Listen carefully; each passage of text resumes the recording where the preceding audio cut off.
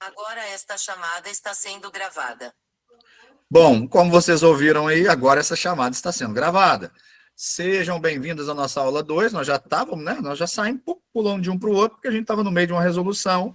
E aqui começa então nossa aula 2. Vamos voltar aonde a gente estava. A gente acabou de achar as reações verticais e as reações horizontais. A gente acabou de achar, trocando em miúdos, o quanto os pilares estão recebendo de carga dessa viga, o quanto eles estão sofrendo, o que cabe a eles nesse latifúndio, como diria aí a canção do Chico Buarque. A parte que lhe cabe nesse latifúndio é aqueles quilonewtons lá. Então, agora vamos fazer os diagramas. Vamos diagramar isso daqui. E para isso, eu vou criar um arquivo novo. Vou colocar a viga aqui. Vou colocar ela de novo aqui embaixo. E vou apagar aqui. Acho que é mais fácil apagar na seleção. Vou apagar aqui. Vou mostrar um negócio para vocês. Não.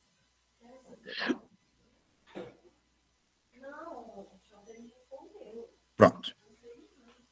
Ficou só a barra. Muito bem. E aí, o que vai acontecer, então? Vamos lá.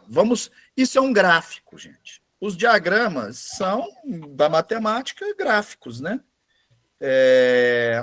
E aí, então, nós vamos fazer esse gráfico baseado nas reações de apoio que a gente achou.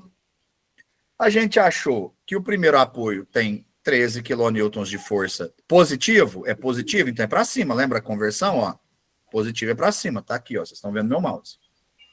Então, o primeiro apoio faz uma força para cima de 13 quilonewtons. Então, eu venho aqui, vou fazer uma forcinha para cima, na ordem de 13 quilonewtons. E aí, vou tentar criar uma escala aqui. Então, aqui eu tenho um apoio de 13 quilonewtons. Vamos escrever aqui, 13 quilonewtons. Muito bem. Aí, o que acontece? Eu acabei de chegar nesse ponto, eu estou andando aqui, ó, da esquerda para a direita. O que eu encontro? Eu encontro uma carga distribuída, que seria, na matemática, um coeficiente angular. Coeficiente angular. Ou seja, ela me descreve o quanto eu tenho a inclinação por metro desse triângulo. O que eu estou querendo dizer? A cada metro que eu ando, ó, é 12 quilonewtons por metro. Então, a cada metro que eu ando, desce 12 quilonewtons. De modo que 12 vezes 4 é 48. Eu vou, do ponto que eu parti, eu vou descer 48 unidades aqui. Só que eu parti da 13ª. Então, vamos olhar como é que isso acontece. Então, ó, 13. No primeiro metro, eu vou fazer aqui, depois eu apago. No primeiro metro, nós estamos aqui, ó, no 1 mais ou menos. Por quê? Porque tem 13 quilonewtons. Eu andei 1 metro, 1 vezes 12 quilonewtons por metro, corta metro com metro, sobrou 12 quilonewtons. 13 menos 12, 1. Na hora que eu andar o segundo metro, eu vou estar no... Eu estava 1 positivo, menos 12, eu vou estar no menos 11. Por quê? Porque eu andei 2 metros dá 24, 24 menos 13, menos 24 mais 13, na verdade, menos 24 mais 13, menos 11, tá? Então, é isso que eu estou mostrando para vocês. Então, a gente vai fazer de uma vez. Como assim? Nós vamos fazer o seguinte, 13 menos 12 vezes 4. Então, é 13 menos 48. 13 menos 48. 13 menos 48. Tá? Menos 35. Então, eu vou vir aqui e puxar para baixo, negativo, para baixo, 35. 35 tinha que ser um pouquinho mais. 35. Pronto. Aqui está nosso 35 quilonewtons. E aí, é claro, né, que ela chegou no menos 35 porque ela foi caindo. Então, nós temos aqui nossa primeira parte do diagrama de cortante. Não obstante disso, ó, eu não devia nem ter fechado isso daqui, tá? É como se isso daqui não existisse. Ó. Eu ainda não sei quanto que vale isso daqui. Eu só marquei o 35 aqui para fazer a reta. Aí, não obstante, nós descobrimos que aonde nós estamos agora no desenho, nós estamos em cima do ponto B, ó, em cima do apoio B. E quanto que vale a reação vertical no apoio B? 79. Então, beleza. Então, eu vou inscrever uma reta de comprimento 79. Só que essa reta de comprimento 79, parte dela está para baixo, parte dela está para cima. Então, seria algo desse tipo, porque aqui para baixo ela tem 35. Então, quanto sobrou dos 79? Sobrou 44. Então, esse ponto aqui vale 44 quilonewtons. Fechou? 44. Por quê? Se você somar 44 com 35, o comprimento dessa reta é o comprimento da reação de apoio. E aí, depois, caminhando ainda, a gente vê 22 quilonewtons se distribuindo por 2 metros. 22 vezes 2, 44. Então, o que aconteceu? Zerou. Mais 44 menos 44, zerou.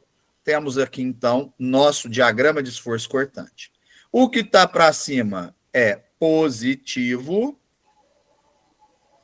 O que está para baixo é negativo. O que está para cima é positivo. Pronto, aqui está nosso deck, diagrama de esforço cortante. Para que serve isso no concreto armado? Para calcular estribo. Sabe o que é estribo de viga? O estribo sai disso aqui, ó. Esses números que vão me dar a quantidade de estribo que eu preciso. Muito bem. A gente vem colocando lá, a gente nem sabe, né, professor? Nem sabe o que é que você está combatendo. Você está combatendo isso aqui, ó. Para a gente lá, eles estão colocando, tipo, vocês medem 10 centímetros e coloca outro, mais 10 centímetros e coloca outro. Por quê? Aí a armação vai ficando pronta, aí fica aquele estribo bonito, aquele negócio, mas a gente não sabe a real, né? Você está combatendo isso aqui, ó. É isso daqui. Você está combatendo exatamente isso. Os cortantes. Muito bem. Agora, nós vamos fazer quem? Nós vamos fazer o diagrama de... Alguma dúvida no cortante, moçada? Tranquilo, bem claro. Perfeitamente. Perfeito. Muito obrigado. Então, vou fazer de novo aqui o mesmo esquema. Vamos fazer o momento fletor aqui embaixo. Fazer um momento fletor aqui embaixo.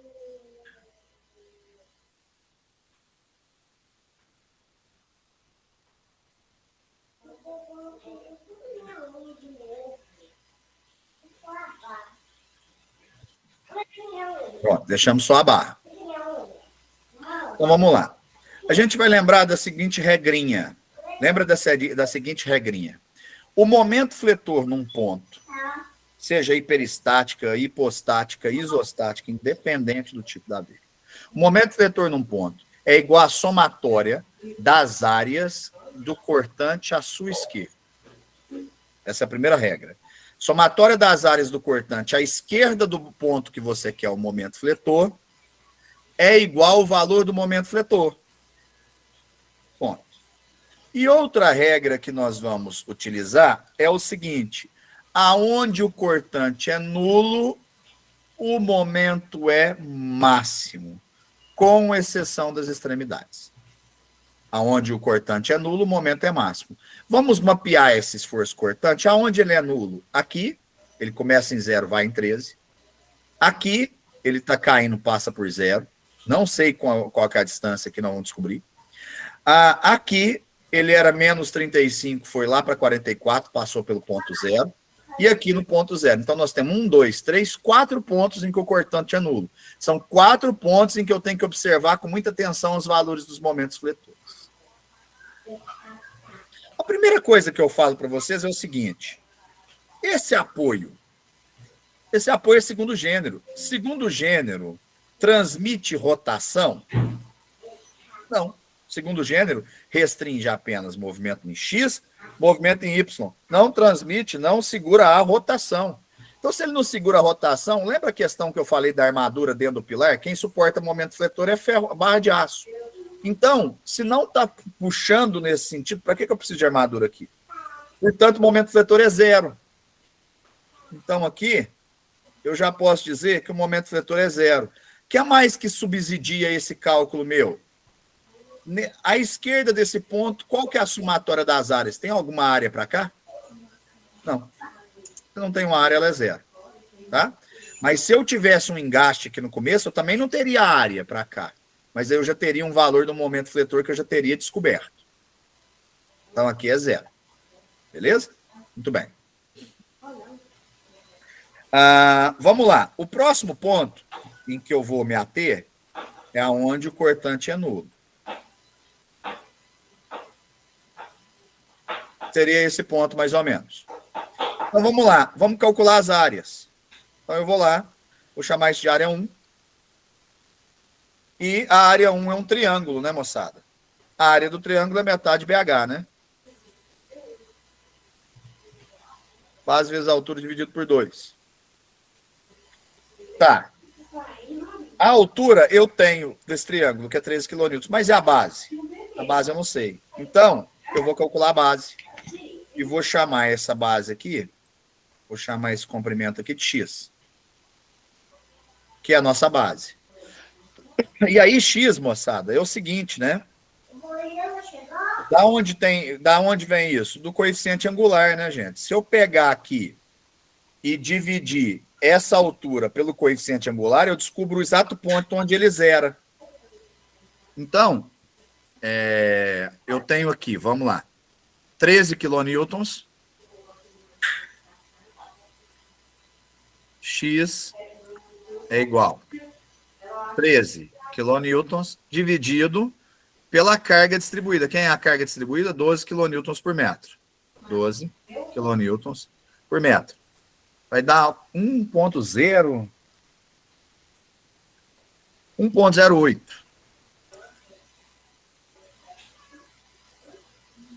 Pronto. Então, descobri que esse comprimento é 1,08. Agora eu posso calcular a área. Então, a área 1 é igual a base, 1,08 metros,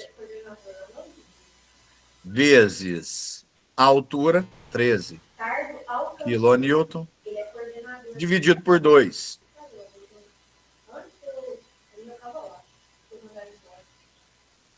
Então, vamos lá. Vezes meio vezes 13. 7,04. 7,04. O que eu multipliquei aqui? Metro vezes quilonewton. Então, quilonewton vezes metro. É o que eu quero mesmo, é unidade de momento. Força vezes distância. Ficou aqui embaixo a unidade. Então, eu vou marcar no gráfico. É positivo, gente? É positivo? É positivo. Então, positivo está na parte de baixo do gráfico. Positivo está na parte de baixo do gráfico. Então, eu vou marcar um pontinho aqui, falando que aqui, ó, nesse ponto aqui, vale 7,04 kN vezes metro. Tá aqui. Muito bem, vou estudar agora o outro ponto onde meu cortante é nulo. E é nesse ponto aqui. Beleza. Para isso, de novo, desculpa eu estar sendo cansativo, repetitivo, o momento fletor num ponto é igual a somatória das áreas à sua esquerda. Para vocês também aparece a esquerda, não espelhou, a esquerda. Quem que eu tenho de área à esquerda? Eu tenho essa, que eu já calculei a área 1, e tem a área 2, que é negativa. E então, eu já sei quanto que vale, então, a base da área 2, porque eu vou precisar dela, né? Eu vou precisar disso aqui. Se tudo vale 4 metros e aqui vale 1,08, então quer dizer que aqui vale 2,92. É o comprimento desse triângulo. Então, área 2 é igual base, 2,92 metros, vezes altura, vamos buscar a altura? A altura, ó, menos 35. Menos 35. Você não precisa usar o sinal de menos ou de mais, é só você saber que a área é negativa. Eu não fico usando. O software dá aqui menos, mais. Isso não faz muita diferença, vocês vão ver depois, é só convenção. É só para mostrar se está na parte de baixo ou na parte de cima. Então, eu vou fazer isso daqui como positivo e eu sei que a área é negativa. Então, 2,92 vezes 35 quilonewton vezes meio, né? Porque também é um triângulo, né? Às vezes pode virar um trapézio. Nossa, gente, que saco. Então, ficou muito feio aqui, mas eu acho que deu para entender. 2,92 vezes 35 dividido por 2. 51,11. Na verdade, menos 51,11, porque essa área é negativa. Quilonewton, Newton vezes metro. Beleza. Então quer dizer que esse momento aqui vale menos 51,11? Não, neca de pitibiriba. Por quê? Porque eu tenho que somar as áreas que estão atrás. Essa área deu 51,11, mas eu tenho uma área aqui. Então a somatória das áreas, nesse caso, é A1 mais A2. Então, ficou assim, 7,04 quilonewton Newton vezes metro, mais menos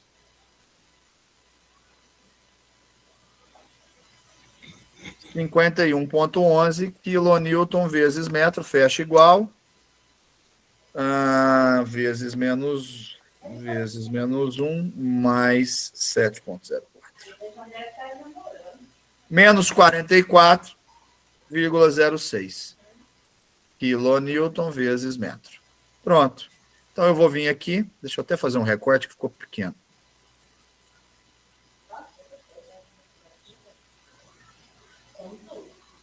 Vou vir aqui agora e vou marcar um pontinho.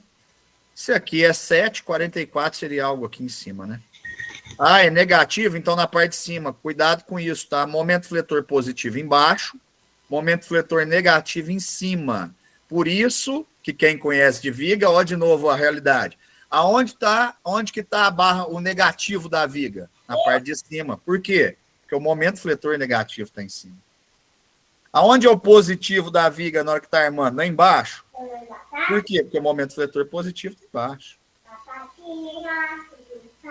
Pessoal, tem alguém com o microfone ligado aí? Desliga o microfone, por favor.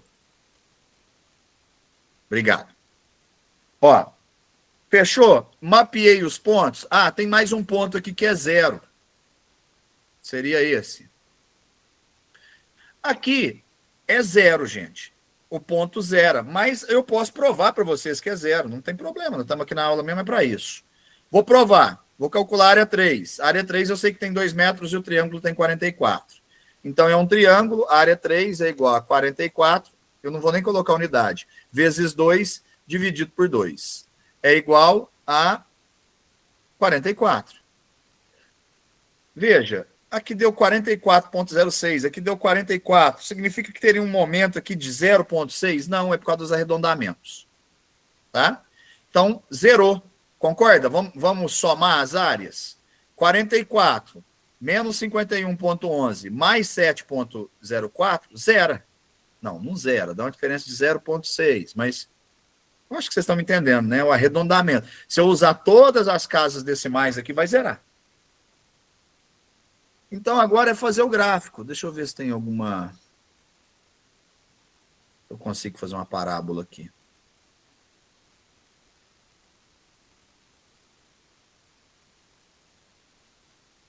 Não, vou conseguir.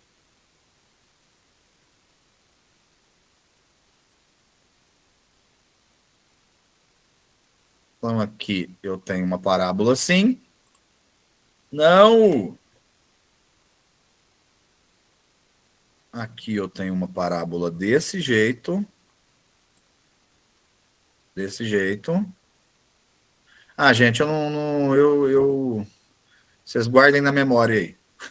Aqui eu tenho uma parábola desse jeito. E aqui eu vou ter uma parábola desse jeito. Algo desse tipo. Melhor dizendo. Deu para entender, professor. Deu para Tá lá, ó. entender. É isso aí. Muito, ó, exatamente igual, ó. tá aí. É Aqui quase o valor igual. é 40, tá escrito 35, porque é o cortante, tá, gente? A gente achou aqui, ó, menos 44. Então, aqui, ó, é menos 44. Ficou parecendo que era menos 35, né? O 35 é do cortante. Deixa eu até fazer um traço aqui. A gente está separando aqui o cortante do fletor. Olha lá. Beleza? É isso aí. Agora vamos responder a perguntas. Perguntas. Aí, Cleverton, o momento fletor máximo é o 44 lá?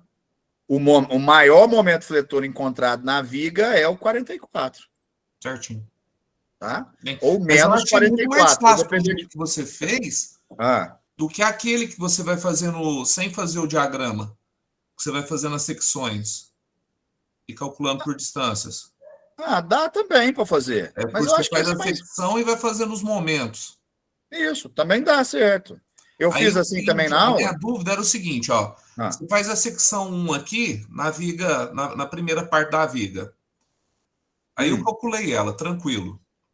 Aí na ah, hora que eu fiz a secção na segunda parte, então eu tenho que somar aquela área lá com a área da primeira. tem. Então o problema foi esse. Eu fiz uma e fiz a outra e depois não Como se juntei as fossem duas. independentes, elas não Isso, eu são. fiz independente. Então aí Elas não foi. são. A Você tem única que que foi errado no carregar, cálculo aqui foi isso. Não tá? entendi. Mas usa esse cálculo desse jeito aqui. Nossa, mas é muito mais simples, velho.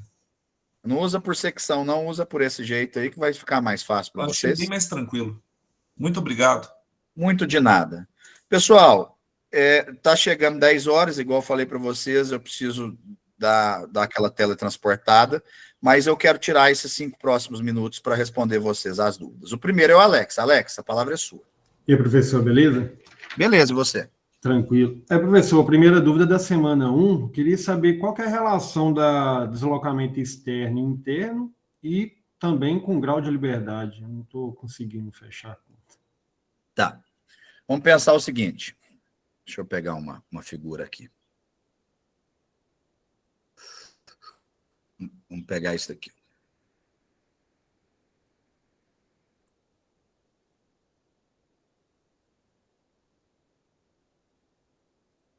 Você lembra lá na hora que eu falei lá no começo, não sei se você estava lá no começo, que eu falei que teve um prédio que eu calculei como viga e depois como pórtico para ver as deformações? Sim.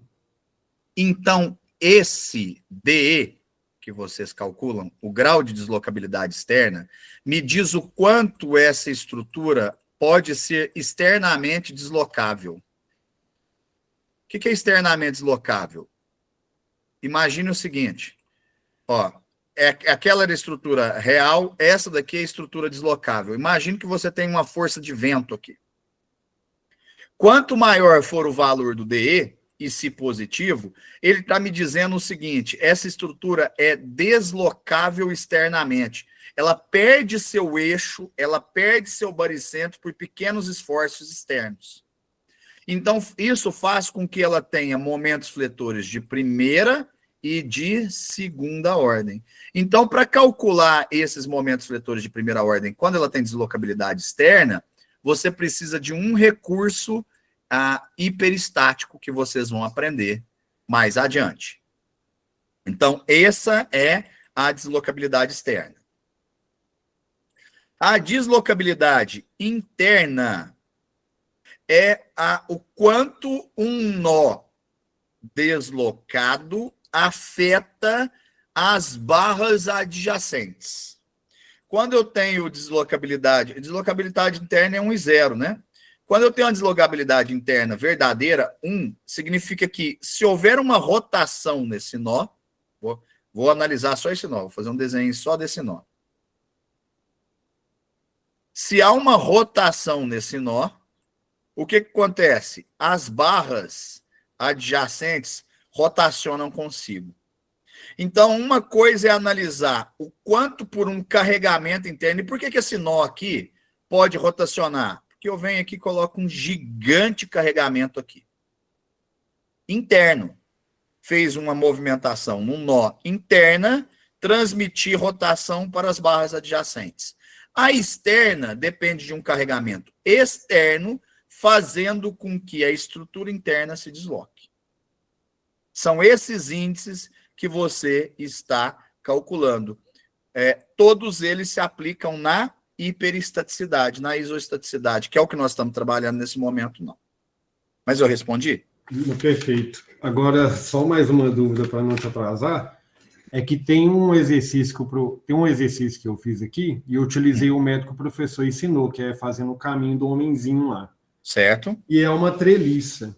Certo. Então, quando você vem calculando as restrições, se são 2 ou 3, quando chega na extremidade da treliça, para dar certo, eu tive que contar o caminho 2 vezes, de uma barra vindo por cima, passando por aquele nó, e depois vindo por outra barra. É esse o método mesmo? Consegue dividir a tela conosco? Não, eu consigo falar as coordenadas dos nó. Então fica mais difícil, que eu queria mostrar para você. Depois você me manda um tira-dúvida lá. Tá. Nenhum nó você conta 2 vezes. Tem algum erro no caminho aí da contagem, tá? Tá, você não conta 2 vezes. Beleza, obrigado, professor. Nada. Pode me chamar lá que eu vou te responder, tá? Beleza. Pessoal, foi um prazer tê-los aqui. Vocês vão ter uma folga de mim até... eu vou enrolar seu olhar aqui. Nós vamos passar um mês mais ou menos, vocês tendo aula com o HIT. Depois eu volto para o método dos deslocamentos e volto para o método matricial e de cross, tá? Fechou? Um abração para vocês, é bom demais ter vocês aqui. Valeu mesmo. Espero que vocês tenham gostado da aula. Ok? Um abraço. Cléber, tudo de bom. Obrigado pela atenção, tá? Valeu, Zé. Obrigado. Obrigado, professor. Até mais. Um abraço, até mais.